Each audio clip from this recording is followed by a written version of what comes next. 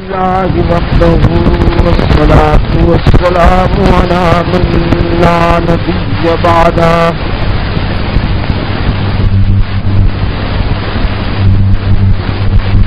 وعلى آله وأصحابه الذين أوفوا عهده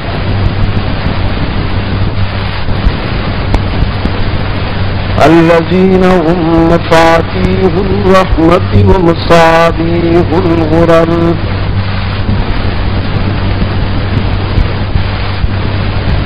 أعوذ بالله من الشيطان الرجيم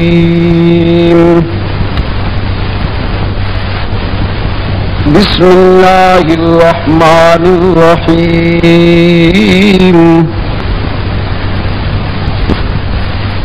اهدنا الصراط المستقيم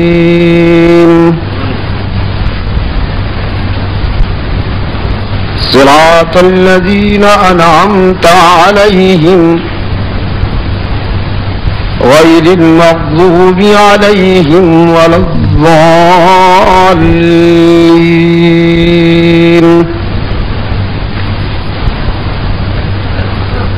صدق الله مولانا العظيم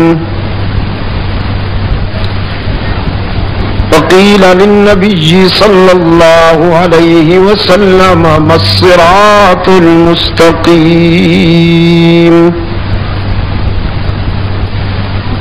وقال صلى الله عليه وسلم ما أنا عليه وأصحابي وصدق رسوله النبي الأمي الكريم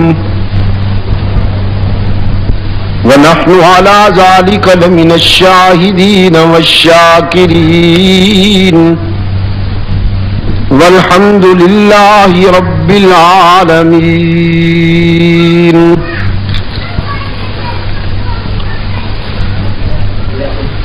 محترم بزرگوں اور عزیز دوستوں،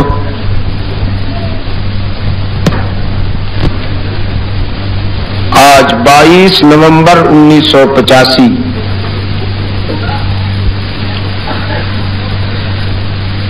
ہم یہاں پشاور میں دعوت و تبلیغ کی نسبت سے جمع ہیں.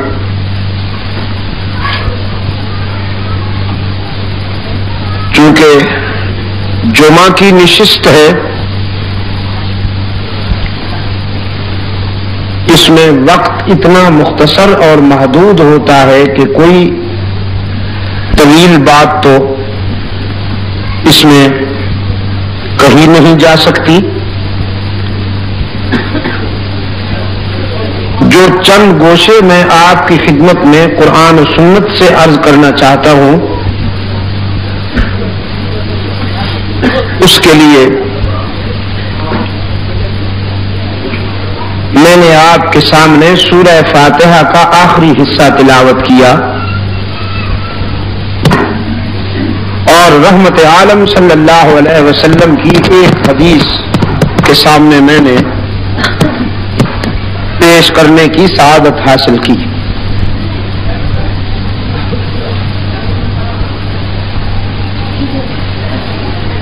سورہ فاتحہ بہت مختصر سی سورہ ہے جس کی کل 7 آیتیں ہیں، لیکن اللہ کے رسول صلی اللہ علیہ وسلم نے فرمایا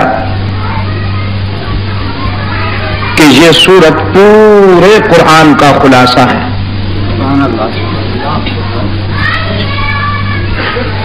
قرآن کریم کے 30 پاروں میں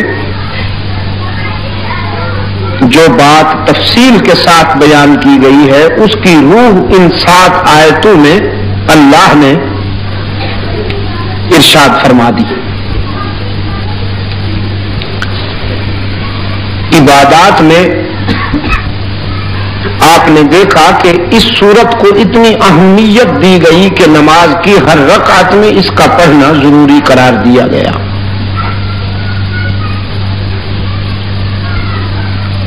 اس سے اللہ کی مشیت یہ ہے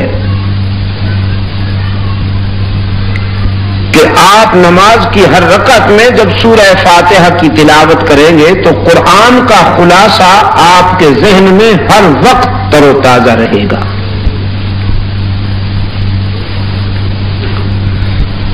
اہدنا الصراط المستقیم، یہ بندے کی اپیل ہے، درخواست ہے اور مطالبہ ہے اپنے رب کی بارگاہ میں. اس سے اگلا حصہ اس کی تکمیل ہے یا تتمہ ہے، اور اس کا پہلا حصہ اس کی تمہید ہے.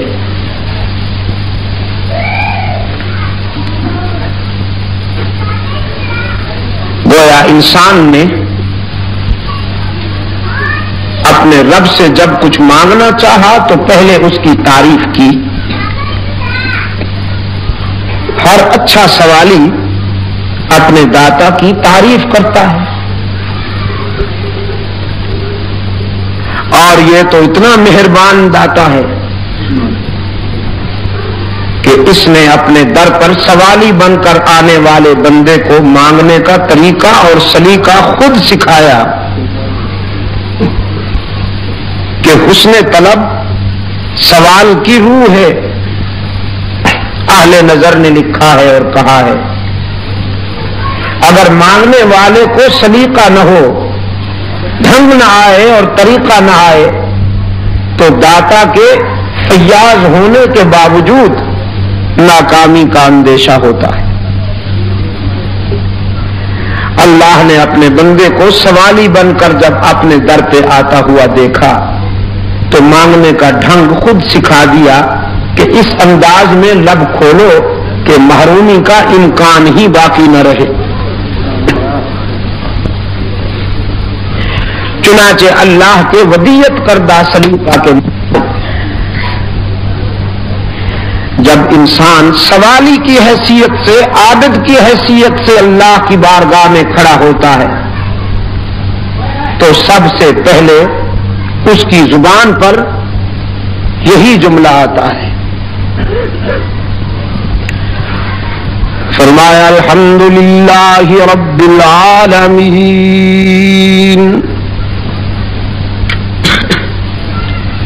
سب تعریفیں اسی ایک کے لیے ہیں جو سارے جہانوں کا پروردگار ہے. الحمدللہ رب المسلمین رب المؤمنین رب الانبیاء والمرسلین یا رب الاولیاء والمتقین نہیں فرمایا، رب العالمین، سارے جہانوں کا پیدا کرنے والا اور پالنے والا ہے. سب کو نوازتا ہے، اپنوں کو بھی پرایوں کو بھی، وفاداروں کو بھی غداروں کو بھی، نمک حلالوں کو بھی رزق دیتا ہے، رزق نمک حراموں پہ بھی بند نہیں کرتا. عبادت گزاروں کو بھی رزق دیتا ہے. کیا ہو پاکستان میں آ بھی جائے تو جانے کا انتظار کرو. کیوں پتہ نہیں تم اتنے سادہ ہو، بجلی کے بغیر جی نہیں سکتے.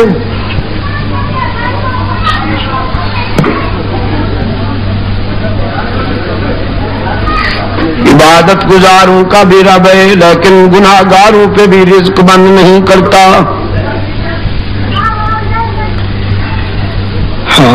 صالحین کا بھی رب ہے لیکن خطا کاروں پہ بھی رزق بند نہیں کرتا. اپنے خلیل کا بھی پروردگار ہے لیکن رزق نمرود پہ بھی بند نہیں کرتا. اپنے موسیٰ کا بھی رزاق ہے لیکن رزق فرعون پہ بھی بند نہیں کرتا. اپنے محبوب کا بھی رب ہے لیکن رزق ابو جہل پہ بھی بند نہیں کرتا.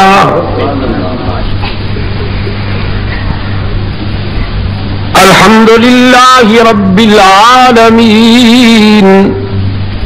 پشاور والوں، میں تو کہا کرتا ہوں اس کی ربوبیت کی یہ ادا کتنی عجیب ہے کہ اپنے دوستوں کو دال ساگ پہ خوش کر لیتا ہے، دشمنوں کو مرغے کھلاتا ہے،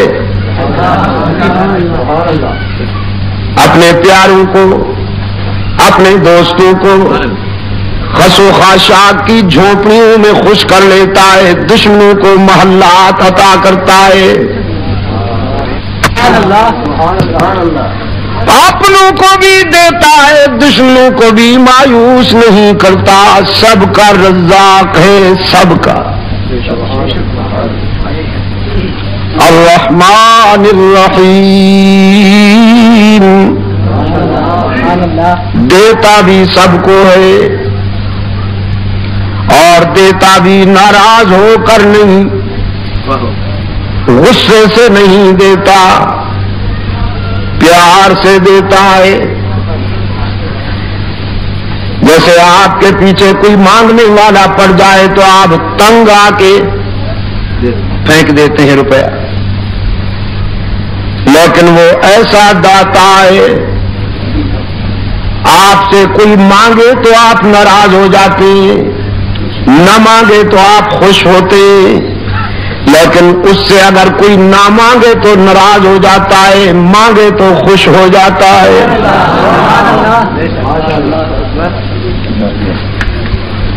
اس نے اپنے در رحمت پہ موٹے حروف کے ساتھ لکھ دیا ہے، ادعونی استجب لکم، مجھے پکارا کرو، مجھ سے مانگا کرو، میں تمہاری دعا و پکار کو سننے کے لیے ہر وقت انتظار کرتا ہوں.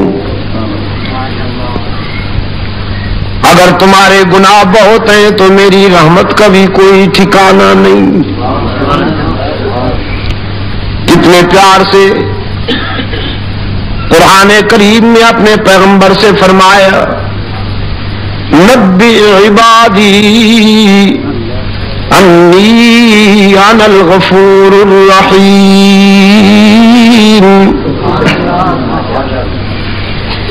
میرے بندوں کو بتا دیجئے میرے محبوب، اگر تم بہت گناہگار ہو تو تمہاری خطائیں اور تمہارے گناہ میری رحمت کا تو مقابلہ نہیں کر سکتے. آؤ نہ کبھی میرے در پہ سر جھکاؤ، میرے حضور دامن پھیلاؤ،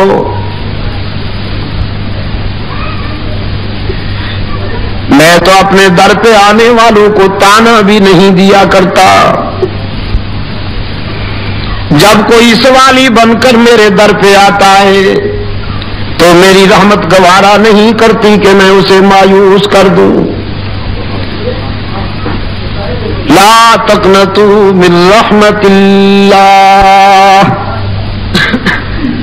قرآن کریم خطا کاروں کو، گناہگاروں کو تسلی دے رہا ہے، اگر تم نے بہت خطائیں کی ہیں تو پھر بھی اس کی رحمت سے مایوس نہیں ہونا چاہیے. اور پشاور کے دوستو، باقی جہاں جاؤ گے لوٹے جاؤ گے.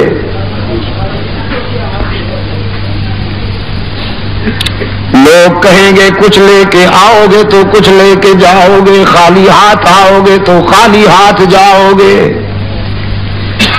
لیکن یہی در ہے جہاں سے ہر وقت صدا آتی ہے، کچھ نہ لے کے آؤ سب کچھ لے کے جاؤ، خالی ہاتھ آؤ دامن بھر کے جاؤ. باز آ باز آ ہر آنچ ہستی باز آ، گر کافرو گبرو بت پرستی باز آ. درگہ ماں درگہ نومیدی نیست، صد بار اگر توبہ شکستی باز آ. گناہگار اگر 100 مرتبہ بھی توبہ کر کے توڑ دی ہے تو مایوس ہونے کی کوئی بات نہیں. ایک مرتبہ پھر میرے در پہ آ کے دیکھ، جبین نیاز جھکا کے دیکھ، طلب کا دامن پھیلا کے دیکھ، ندامت کے اشک بہا کے دیکھ، میرے لطف و کرم کو آزما کے دیکھ. تیرے آنے میں دیر ہے، میرے راضی ہونے میں دیر نہیں ہوگی. پشاور کے روشن ضمیروں، کوئی داتا اتنا مہربان نہیں ہو سکتا جتنا یہ مہربان ہے. حدیث قدسی رحمت عالم صلی اللہ علیہ وسلم نے اللہ سے بات روایت کی ہے. میرا رب کہتا ہے،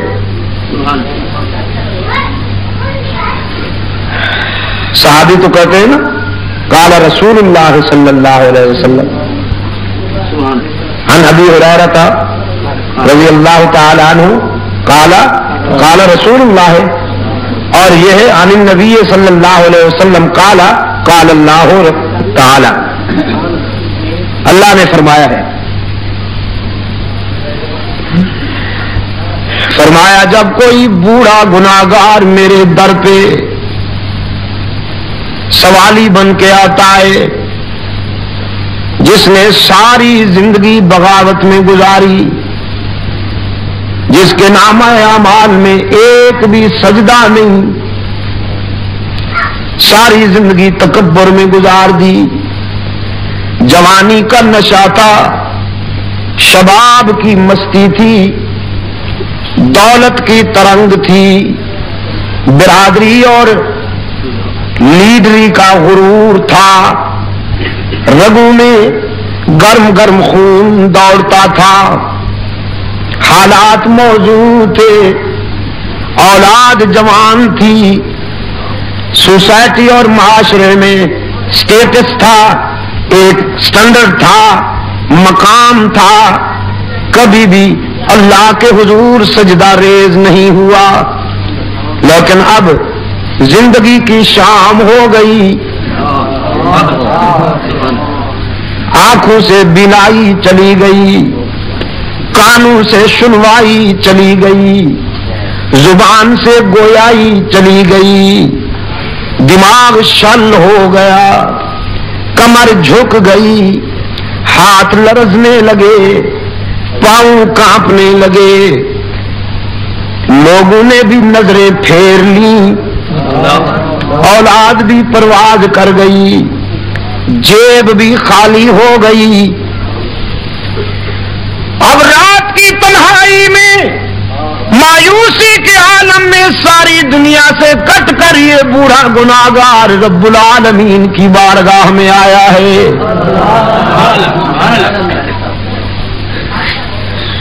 کہتا ہے تنگ دستی کے جو عالم میں گھبراتا ہوں، پردرے غیر پہ جاتے ہوئے شرماتا ہوں، ہاتھ پھیلانے میں محتاج کو غیرت کیسی، شرم اتنی ہے کہ بندہ تیرا کہلاتا ہوں. الہ العالمین اس قابل تو نہیں ہوں کہ تیرے سامنے ہاتھ پھیلاؤں، دامن میں ایک بھی خوبی نہیں، لیکن الہ العالمین تجھ سے نہ مانگوں تو کس سے مانگوں، اپنے سوا کوئی در بھی تو بتانا جہاں جا کے آنسو بہاؤں. فرمایا میرے محبوب جب یہ بوڑھا میرے در پہ آ کر روتا ہے اور ہاتھ پھیلاتا ہے، اچھی طرح جانتا ہوں اسے، بہت اچھی طرح جانتا ہوں، لیکن آج اسے مایوس واپس کر دوں، آج اسے خالی ہاتھ لوٹا دوں، میری رحمت گوارا نہیں کرتی، مجھے اس کے سفید بالوں سے حیا آ جاتی ہے. کوئی کوئی بگڑا ہوا نافرمان بیٹا سالہ سال کے بعد جب گھر لوٹ آئے، جدائی کا مارا ہوا باپ اپنے نافرمان بیٹے پر اتنا جلدی راضی نہیں ہوتا جتنا رب العالمین اپنے گناہگار بندے پہ جلدی راضی ہو جاتا ہے۔ الرحمن الرحیم، دیتا بھی سب کو ہے اور دیتا بھی ناراض ہو کر نہیں، پیار کے ساتھ ہے، شفقت کے ساتھ عطا کرتا ہے۔ اب تیسرا جملہ انسان کی زبان پہ آیا، مالک یوم الدین، جزا و سزا کے دن کا مالک و مختار بھی تو، سارا اختیار تیرے پاس، مالک یوم الدین، جزا و سزا کے دن کا مالک و مختار کون؟ سارا اختیار تیرے پاس، لا تزر وازرۃ وزر اخری، سب کانپ رہے ہوں گے، سب لرزہ بر اندام ہوں گے، نبی، رسول، ولی، صدیقین، شہداء سب کانپ رہے ہوں گے، ایک ہی صدا گونجے گی، لمن الملک اليوم، آج کس کی ملکیت ہے، آج کس کی حاکمیت ہے، آج کس کی بادشاہی ہے۔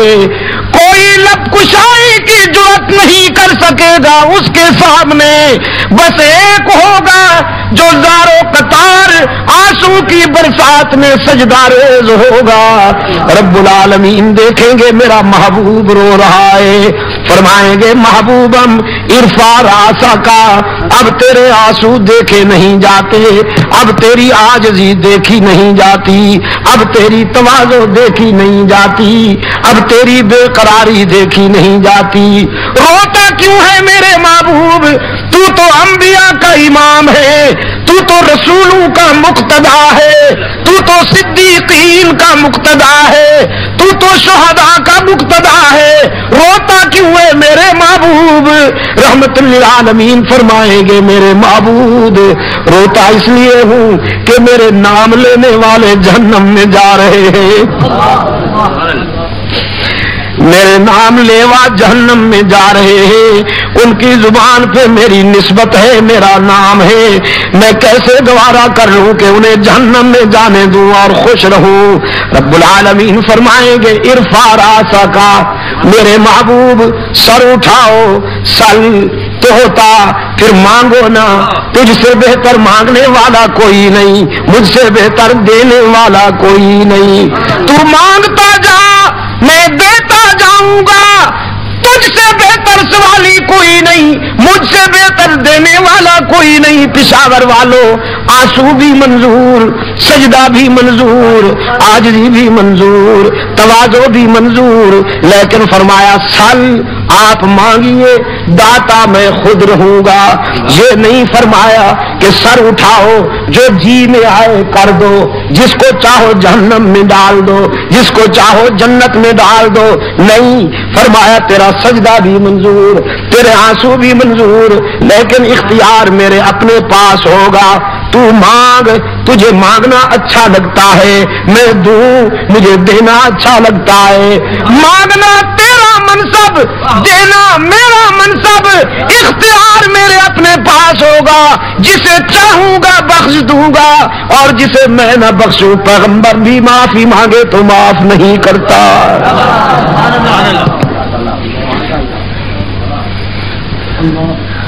مالک یوم الدین، جزا و سزا کے دن کا مالک و مختار بھی کون؟ جزا و سزا کے دن کا مالک و مختار بھی کون؟ مالک یوم الدین۔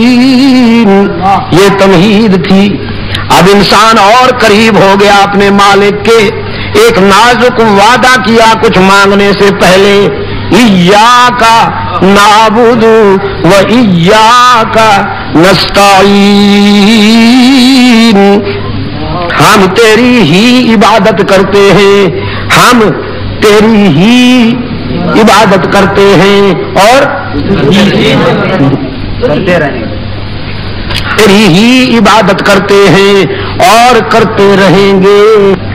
یہ نہیں کہ مسجد میں تو تیری عبادت کرتے ہیں اور مسجد سے باہر کوئی قبر بڑی نظر آ گئی تو وہاں جھک جائیں, کوئی شخصیت بڑی نظر آ گئی تو وہاں جھک جائیں, کوئی درخت گھنا اور بڑا نظر آ گیا تو وہاں جھک جائیں, کوئی جھنڈی رنگین نظر آ گئی تو وہاں جھک جائیں. نہ, ایاک نعبد, ہم تیری ہی عبادت کرتے ہیں اور کرتے رہیں گے.